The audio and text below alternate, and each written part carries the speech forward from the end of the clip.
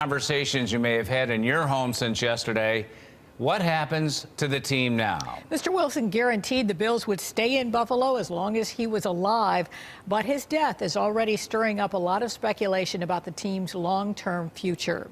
Mr. Wilson bet on Buffalo 55 years ago, paying $25,000 for the Bills in 1959.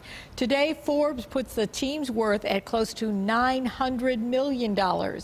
News 4's Lou Raguse is taking a closer look for you at the concern about relocation. Lou? Yeah, Don and Jackie, it's well known that the NFL wants to move 2 teams to Los Angeles. And every time the topic of relocation comes up, several teams are mentioned, including the Jacksonville Jaguars, the St. Louis Rams, the Oakland Raiders, and the San Diego Chargers. Well, Buffalo is often mentioned in this conversation as well. The question is, how likely is it that the next owner will move the team out of Western New York? If you want to make a fortune, you either have to, in football, you have to sell or die. And I'm not interested in either one of those. That was Ralph Wilson 16 years ago, taking a look into the future. At the time, he said his hope was whoever buys the team after he dies will keep the team in Buffalo. Which I always have been. You know, I've been for, against relocation.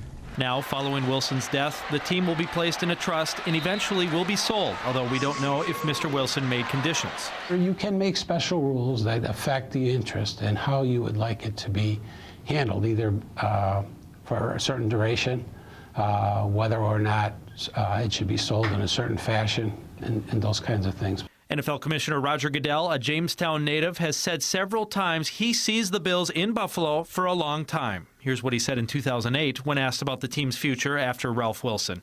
We work to make sure our franchises stay in the current market. Just because somebody spends the most money to buy a team does not give them the right to move it.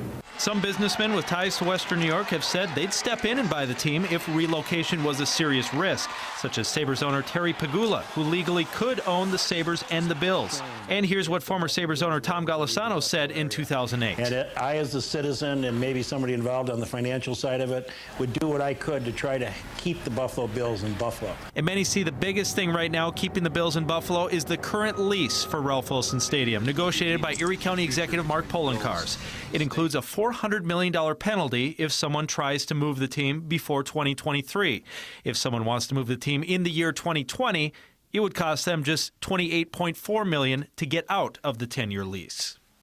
Now, San Diego has an out clause. It's in its lease every year. So right now they're committed just through this year. The Oakland Raiders are also only committed through this upcoming season, and the St. Louis Rams can break their lease in 2015. Plus, the owner there just bought some land in Los Angeles. Jacksonville has a situation similar to Buffalo where it would cost them $100 million to break their lease and move. So, Don and Jackie, you can see those other teams potentially would be easier for their owners to move than it would be to move the Buffalo Bills. Yeah, but what a business, you know. Absolutely. Is there any chance someone would try to move the Bills from Buffalo to Toronto? Well, actually, there is a lot of talk in Toronto. In fact, the Toronto Star newspaper had a big column today saying that the push north of the border will start.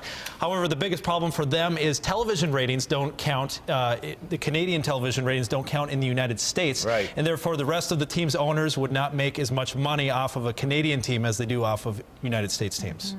It's all about the money, isn't it? Absolutely, Yeah. bottom line. All right. Thank you.